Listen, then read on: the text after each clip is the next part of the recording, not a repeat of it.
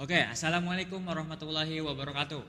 Perkenalkan, nama saya Muhammad Arfi Adiarsa dari kelas 12 TKJ 3. Pada video kali ini saya akan melakukan perakitan sebuah PC sebagai bentuk kelulusan ujian kompetensi keahlian di jurusan TKJ.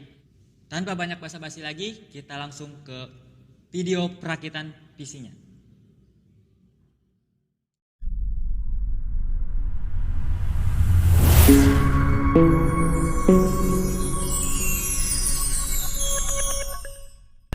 Baiklah, langkah pertama yang harus kita lakukan adalah membuka semua komponen yang masih di dalam boxnya. Pertama saya buka dulu box prosesornya. Jadi di sini saya menggunakan prosesor AMD Ryzen 3 3200G dan dia udah ada heatsinknya atau coolernya. Jadi kita tidak perlu beli cooler lagi. Yang kedua, kita buka box motherboardnya. Nah, di sini saya menggunakan motherboard dari ASRock, yaitu ASRock B40M HDP. Dia memang sudah support AMD Ryzen 3 3200G tanpa harus mengupdate BIOS. Di dalam boxnya ini sudah tersedia atau sudah dikasih dua buah kabel SATA. Jadi kita tidak perlu lagi beli karena kabel SATA itu penting banget. Oh iya, karena pada motherboard ini terdapat slot M.2 NVMe, maka dari itu saya menggunakan penyimpanan SSD M.2 NVMe berkapasitas 256GB dari Pigeon.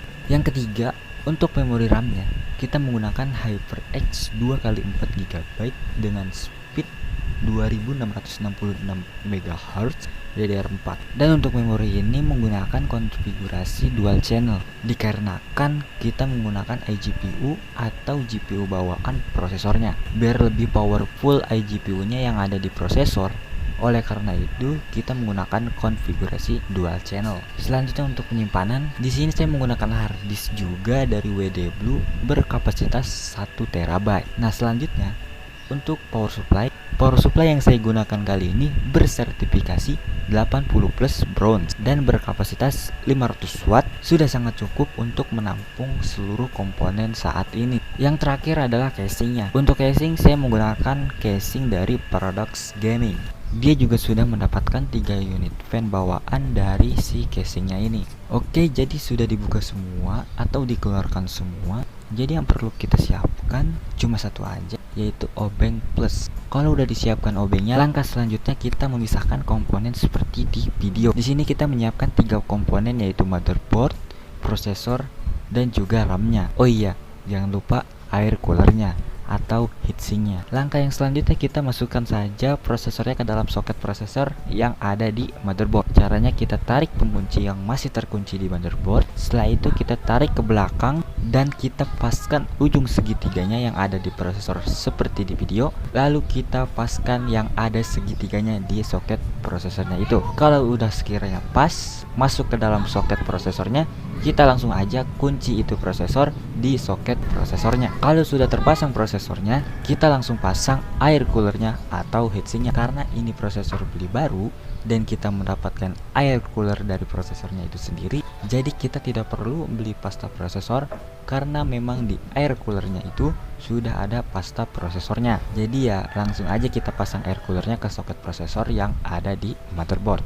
Kita kencangkan dengan baut dan jangan terlalu kencang, takutnya si prosesornya nempel banget di soket prosesornya dan sewaktu-waktu mau dilepas dia tuh nggak bakalan bisa dilepas. Jadi sekiranya aja. Langkah selanjutnya jangan lupa untuk colokin 4 pin fan yang ada di heatsinknya ke 4 pin yang ada di motherboard. Dan selanjutnya kan tersisa RAM nih yang belum dipasang, langsung kita pasang aja di slot RAM yang ada di motherboard. Nah, slot RAM itu paling beda sendiri dari slot yang lainnya, yaitu bentuknya panjang dan kita paskan garis yang ada di RAM dengan garis yang ada di motherboard.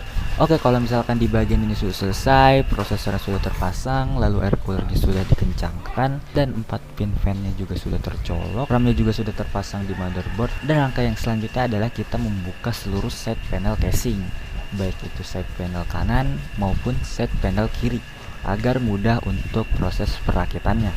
Oke, jadi seperti ini posisinya kalau misalkan kita sudah membuka bagian-bagian yang ada di casing. Jadi sebelum kita memasukkan motherboard ke dalam casing, kita jangan lupa untuk memasangkan back panel atau backplate yang ada dalam paket pembelian motherboardnya.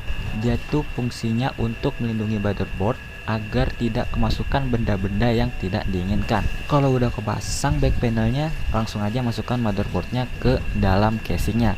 Dan langkah selanjutnya kita kencangkan menggunakan baut yang sudah tersedia di paket pembelian motherboardnya. Biasanya sih sudah dikasih, kalau tidak ada biasanya sudah dikasih di paket pembelian casingnya. Oke, langkah selanjutnya karena memang di sini saya menambahkan satu fan berukuran 12 cm, saya pasangkan di belakang casing karena ini untuk mengeluarkan hawa panas dari dalam casing ke luar. Nah, selanjutnya kita langsung colokin kabel-kabel casing. Nah, kabel-kabel casing kurang lebih ada 4 bagian. Ada front panel, ada USB, ada audio, dan ada USB 3. Jadi ada 4 bagian yang harus kita colok pada motherboard yang sudah kita pasang tadi. Jadi yang pertama kita colokin dulu kabel audio. Biasanya dia tuh paling beda sendiri dan dia berwarna oranye. Tapi di casing ini tuh warnanya hitam.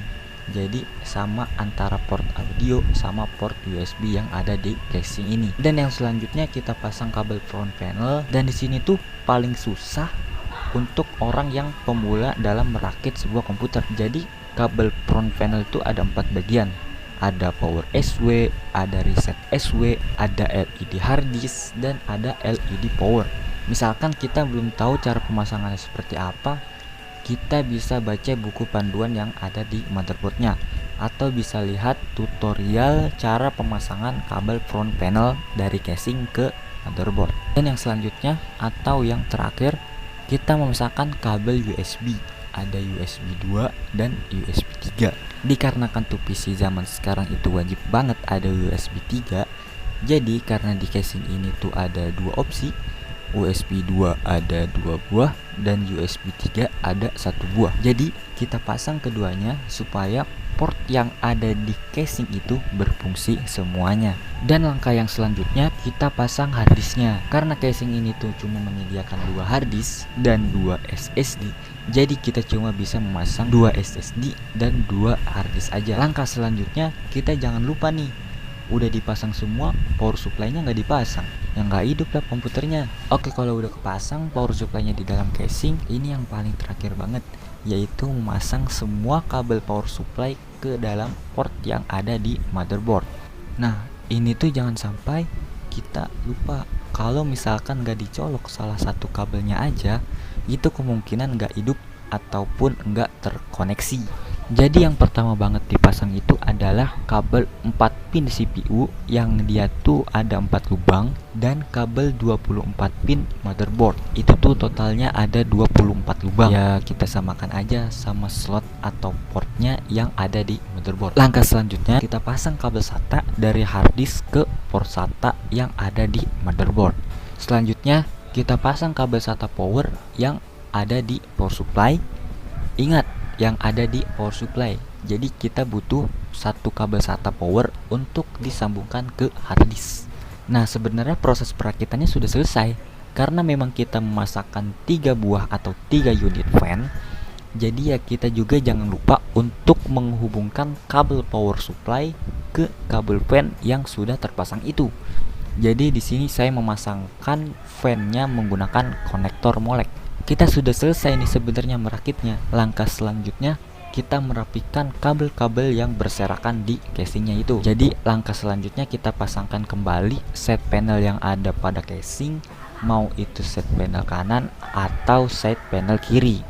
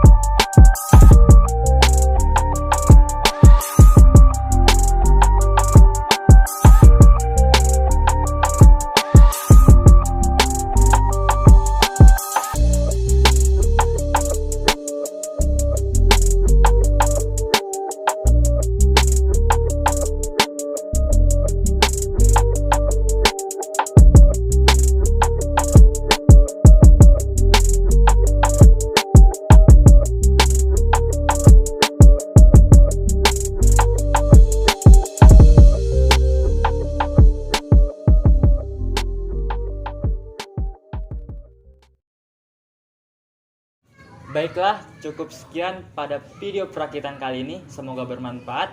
Wassalamualaikum warahmatullahi wabarakatuh.